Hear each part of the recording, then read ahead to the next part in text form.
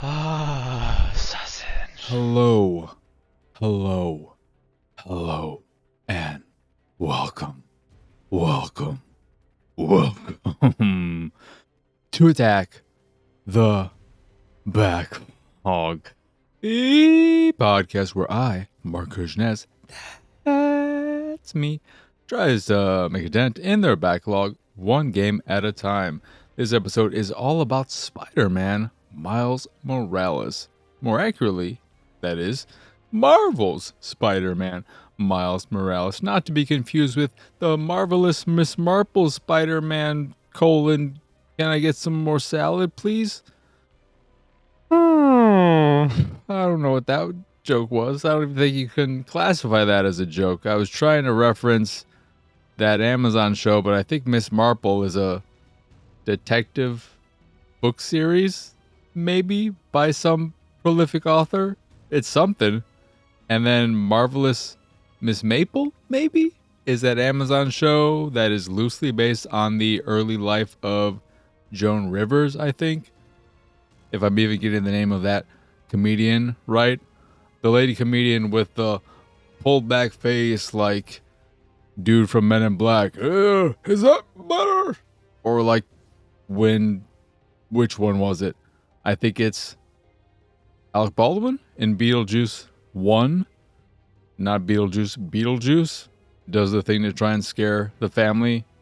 He pulls his face forward and back and puts his eyeballs on his fingers.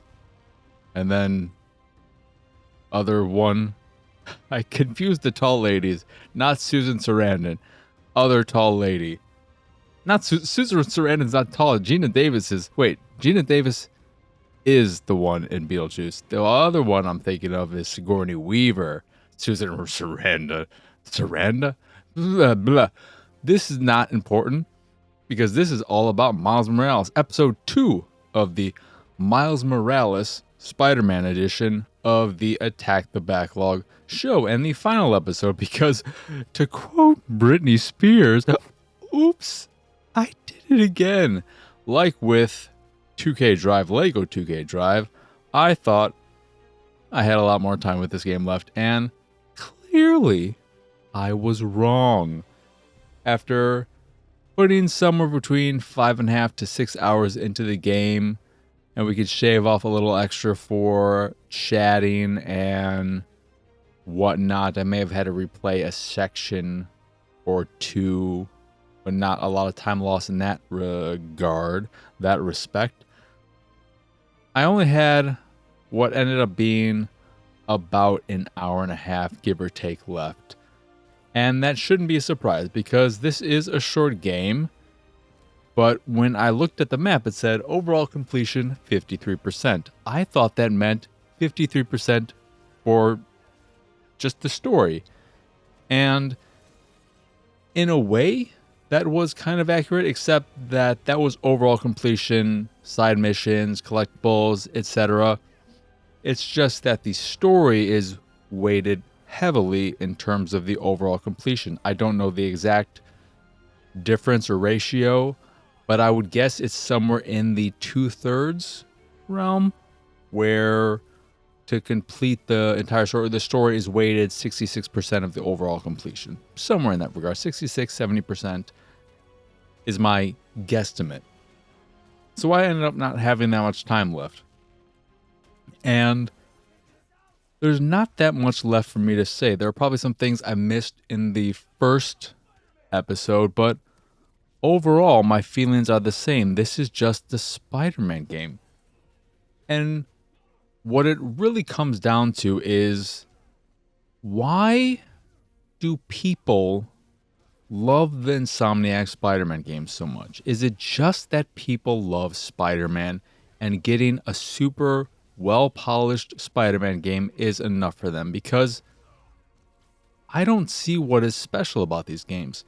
The story is fine, but at no point during did I ever feel strongly towards any of the characters. I didn't care about any of them, and I didn't care about the journey they were on, this short, brief story. It doesn't do the game favors that we have this other incredible version of Miles and his story in the Spider-Verse movies, which are fantastic and feel like a gift we don't deserve. Not just in terms of Spider-Man content, but just in terms of incredibly well animated, well drawn. It's just a feat of animation and art and filmmaking. They're incredible from a craft standpoint. You may or may not agree that the story is as good as other stories, but I really like the first one, and I think the second one's very good, but I am of a camp that thinks the ending is not as I would like, since it is essentially the first part of a big, giant two-parter. But the story of Miles Morales, the game, doesn't hit those highs and lacks that lightness that balances the darker, serious moments of the story, so that what I got with the game was just this pretty straightforward, fine comic book superhero story that I didn't dislike in any way. I just didn't care all that much. It didn't grab me. I wasn't captivated by it. So then the game itself and the set pieces and the gameplay and all of that had to do a lot of the heavy lifting, and there just isn't a lot there. You have the same swinging, so if you really enjoy that way of maneuvering through the city, you've got plenty of that. But as I said in the first episode, it just doesn't do all that much for me. It's fun, yes. It looks great, yes. But it's not so satisfying that I would opt for swinging as opposed to fast traveling when the option is there, and the option is there. I, to be controversial, prefer the traversal in the last Infamous game, which was in both the little mini one, First Light, I think it was called, and then Second Son as well, the neon movie. And I just liked being able to turn into a neon flash and just go all over the place and not worry about when I hit a building, I'm going to stop and my momentum is going to be killed. No, I just start going up the building. That is super satisfying. It may not have been as satisfying in a world the size of this slice of New York we get in Miles Morales, but I really enjoyed that more than the swinging. And then the gameplay, the fighting, it feels good, kind of, except I really, really, really don't like the fact that there are so many ranged enemies and they throw them in almost every encounter to screw up the actual close quarters melee combat that feels good. I like that. But when I have to deal with these ranged enemies shooting at me from a distance, it breaks up the flow of everything in a frustrating way. And then you have your stealth sections, not stealth in the same way that the first Spider-Man game from Insomniac had, where you were playing as Mary Jane, or I think even Miles before he got his powers, but more akin to the Arkham games. They don't have the same satisfying feel to them as Arkham games because they are just a small slice of what you do in Spider-Man, whereas in the Arkham games, especially Arkham Asylum, well, in all of them, that was a key part of the game because that suits the character of Batman, fighting from the shadows and using the shadows and fear to manipulate the enemies, because he's not a superpowered person. He doesn't have super strength or any non-human normal abilities. He uses his wits and his smarts, his gadgets, to take on the foes he has to deal with. And because of that being so inherent to Batman and who he is and the design, the levels and areas of those games are designed with that in mind. But in Spider-Man, it's just, here are a bunch of rafters, whatever they're called. Here are a bunch of things you can hang up on the ceiling, and you could swing from one to another and grab people, but you're not going to see the same fear inflicted upon the enemies when you start taking them down one by one. They don't even notice much of anything unless you knock down someone. It just doesn't have the same feel, and I don't want to play that as Spider-Man. I want to get into the thick of it. And then you have your handful of set pieces, your boss fights, which I think there were only 4 of, 2 with the Rhino, 1 with Prowler, your uncle, and then 1 with Finn, whose villain name I can't remember, just to go and show, it goes to show just how little the story grabbed me that I can't even remember her villain name. But the Rhino fights are the same as every Rhino boss fight we've ever had in any Spider-Man game ever. They're boring, repetitive, whatever. And then the Prowler fight was kind of all right at first, but then it just went on and on and on and dragged for probably twice as long as it should have. The final fight with Finn, while also in that repetitive nature, was at least fun from a visual standpoint. It was a spectacle, a visual feast. A visual feast is very visually stimulating. There were a lot of bright colors and highly saturated colors, a lot of particle effects going on. The area was highly destructible, and from a pure visual standpoint, it was a fun boss fight and the best boss fight of the game, which is good in a way since it was the final boss fight of the game. It was nice to at least end on a high note. But overall, I just didn't really care. I did a handful of side missions for about an hour and a half, collecting some more caches and doing some work for this person and that person, collecting some pigeons, fighting some people, doing the same old of stopping this mugging or that car chase or whatever you do in every Spider-Man game. And to go back to that comparison to the Arkham games, I feel like there is this narrative that the Insomniac Spider-Man games are to Spider-Man what the Arkham games were to Batman. I don't see that at all. The Batman games, the Arkham games, were something completely new and something of a quality so greater than everything that's come before. I'm sure there are some games that people can argue. I think people like that old beat-em-up side-scroller. But really, if you think about it from a non-crazy standpoint, what before the Arkham games in the Batman universe was an amazing, incredible, just fantastic game? I can't think of anything. I played the hell of Batman and Robin, or Batman Forever, I can't remember which one it was, on my Genesis, because I didn't have a lot of Genesis games, and I loved that game, but it is a bad game. And I think that's probably the case for most Batman games.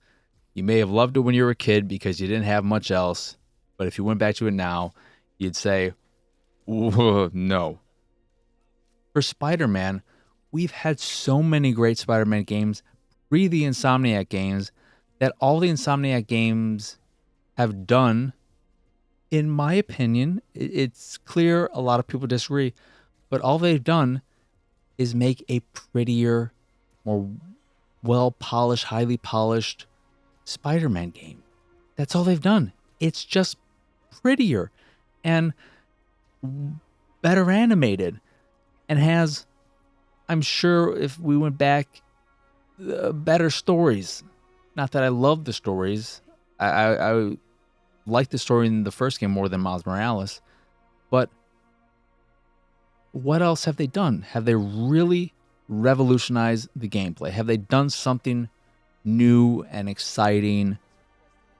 No. I can't believe there's any argument that they've done anything new, exciting, fresh with Spider-Man. Because I've played a lot of Spider-Man games. I was a big Spider-Man person in my youth. Loved the movies, specifically the Raimi movies, which don't hold up that well. But I played Spider-Man on PS1, played them all, PS2, all the tie-in games.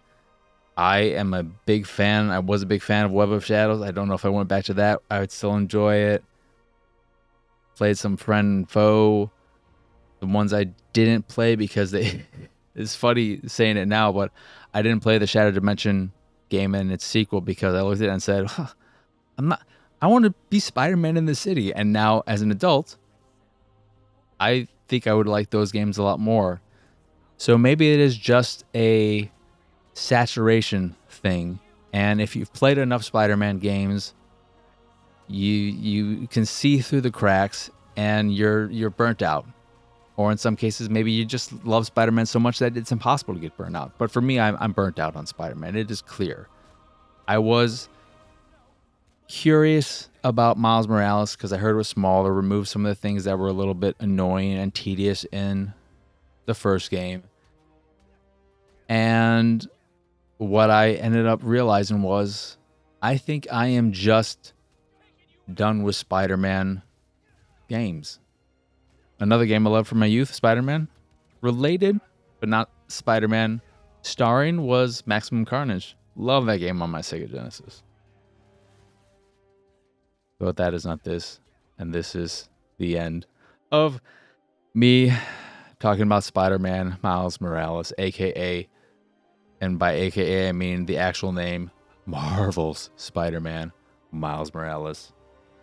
The thing that saddens me most is just the fact that with that leak, we know we're in for a whole lot of Marvel from Insomniac, and they're clearly a very good studio that is capable of putting together these incredibly highly polished games with a lot of content in a relatively short period of time comparatively to other studios putting out similar works of quality, that it bums me out that we're going to be seeing so much of their time and talents put into Marvel properties and not original properties.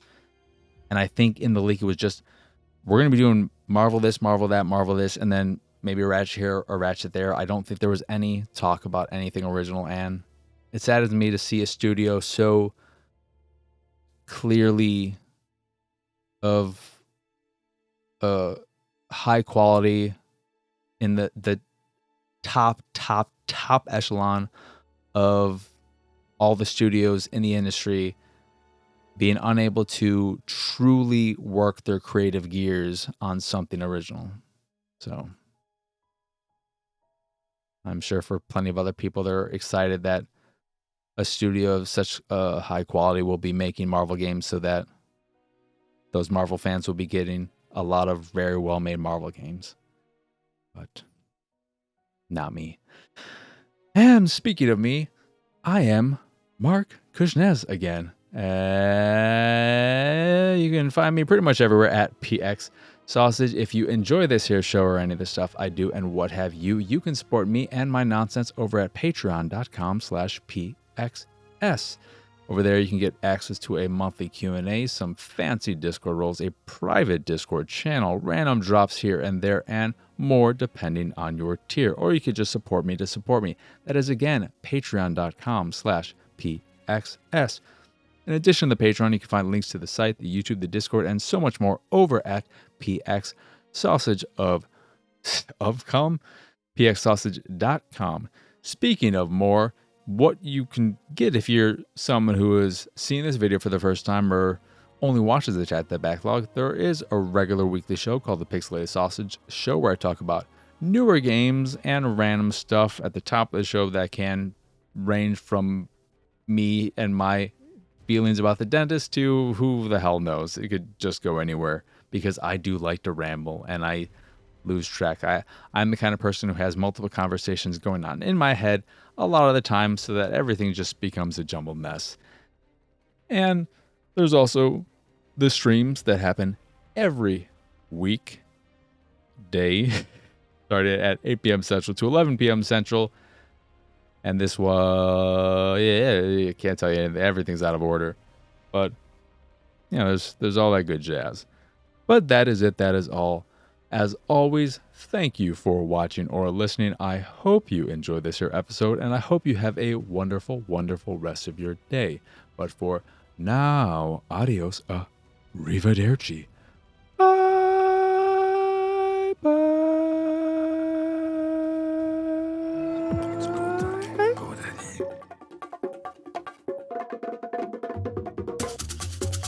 It's go time, go daddy.